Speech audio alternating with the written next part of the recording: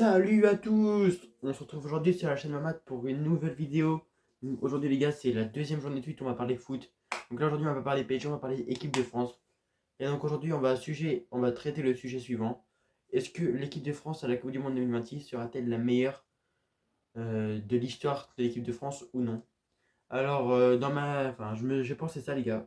Parce qu'honnêtement, si on prend tous les joueurs qui étaient là à la Coupe du Monde 2022, si on en prend certains qui étaient là au JO de Paris 2024, si on en a certains bien sûr qui seront à la retraite ou qui auront rétrogradé en niveau, enfin pas en niveau mais qui n'auront pas les exigences toutes remplies ou les niveaux exigés pour jouer en Coupe du Monde, avec l'équipe de France, bah, ils ne seront pas là et tout.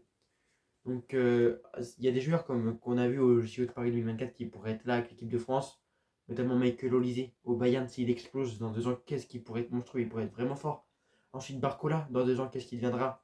Désiré Doué dans 2 ans, Ryan Cherki dans 2 ans. Même si là depuis que l'année il manque les stats et tout et qu'il est écarté du groupe, ça peut vraiment devenir un monstre. Les gardiens, là il y a Maignan, il y aura peut-être Rest, il y aura peut-être Chevalier, il y aura plein de gardiens. Warren Zaïre-Emery au milieu de terrain. Dans 2 ans, qu'est-ce qu'il viendra? Griezmann, dans 2 ans, ça se trouve, il aura le même niveau. Mbappé, dans 2 ans, ça se trouve, il aura 2 LDC, 2 ballons d'or. Bon, c'est vraiment rien. Après, il y a des joueurs qui arrêteront peut-être d'ici là. J'ai pas vraiment d'exemple en tête, mais il y a vraiment des joueurs qui, en 2026, joueront que, enfin, je pense, ne font plus partie du monde du football ou du monde des sélections nationales. Donc vraiment, dans 2 ans, l'équipe de France pourrait être vraiment fort. Dembélé, dans 2 ans, ça se trouve, il aura fait une marche de progression de malade. Il finira beaucoup plus d'actions qu'aujourd'hui. Il aura des ratios de fou, des têtes de fou. Donc on ne sait vraiment jamais. Ensuite, Upamecano, Konaté ou Upamecano, Saliba. Konaté, Saliba en défense, ça pourrait vraiment être une des meilleures défenses du monde.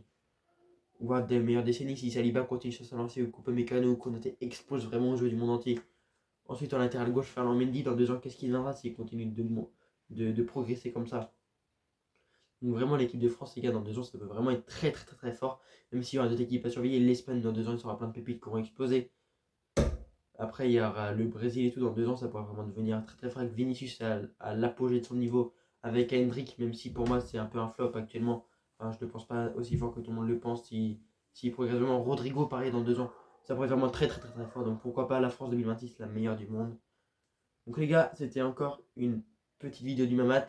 Certes, c'est pas des vidéos très détaillées que je vous fais, mais c'est des petits contenus que je vous propose pour ces un jour une vidéo. Donc voilà les gars, c'était tout, c'était le Mamat. Ciao ciao everybody. Banks.